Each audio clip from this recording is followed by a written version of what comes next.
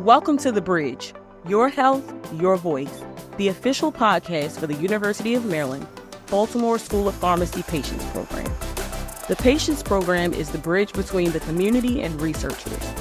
The Patients Program created this partnership to help researchers listen to the community's voice in order to build a bridge to an effective learning healthcare community. Here's your host, Rodney Elliott. 2024 was a great year for our podcast, The Bridge, Your Health, Your Voice.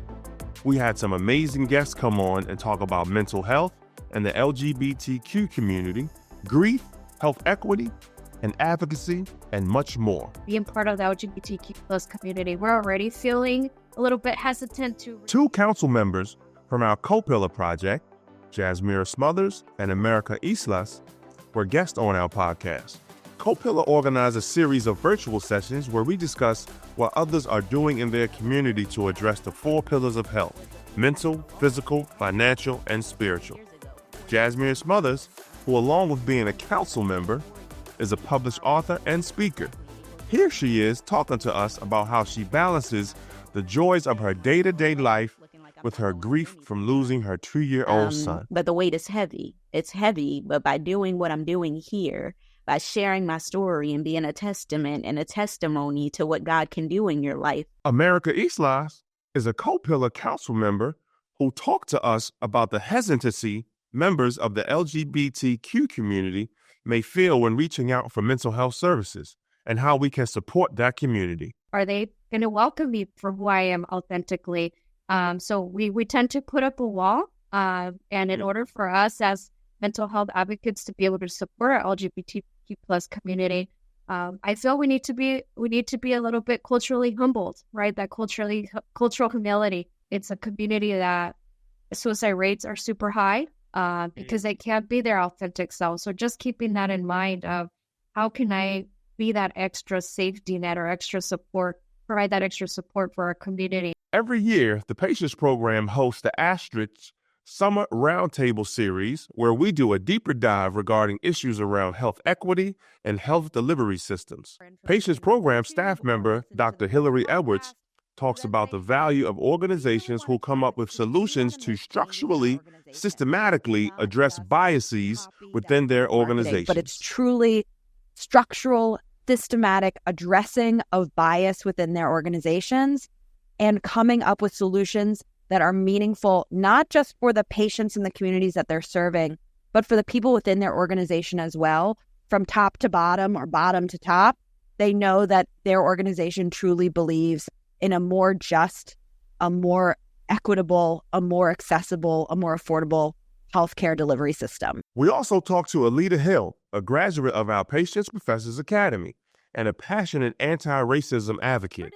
Here, she is talking about the value of cultural curiosity. And being okay with being really direct about asking patients about their cultural background, how we can make the relationship dynamic work, and patients being comfortable with even asking their provider about their cultural background. And so providers come in with their own sense of culture and how they deliver healthcare too. Dr. Jason Falvey, a researcher and physical therapist with the University of Maryland School of Medicine, shared his research about the recovery and mobility of older adults after injury.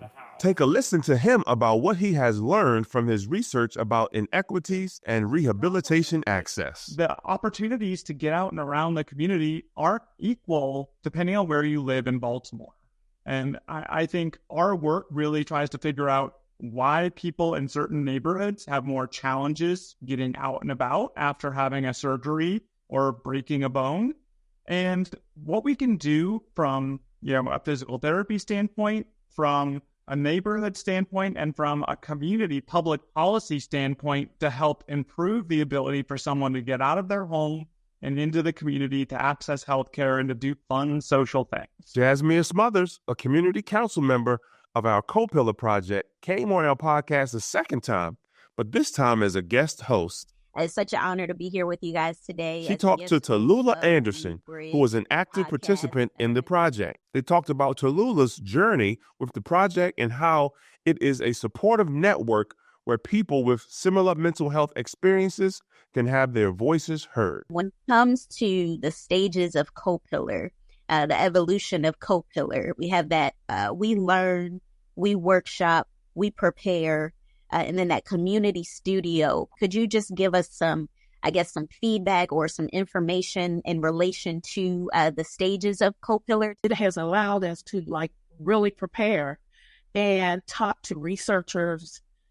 It's great to connect and be able to formulate the questions that they may not have thought of, or they help them to garner the responses that they need, so that we can definitely work to allow for some patient-centered outcomes, so that we can better help the communities where we live and work. And for me, the most important thing is to develop those things that are relatable and that resonate. Listen to all our guests and topics by searching the Patience Program wherever you listen to your podcasts. You can also watch our podcast on our YouTube channel. Thank you for listening to The Bridge. Your health, your voice. To learn more about the Patience Program, visit our website at www.patience.umaryland.edu.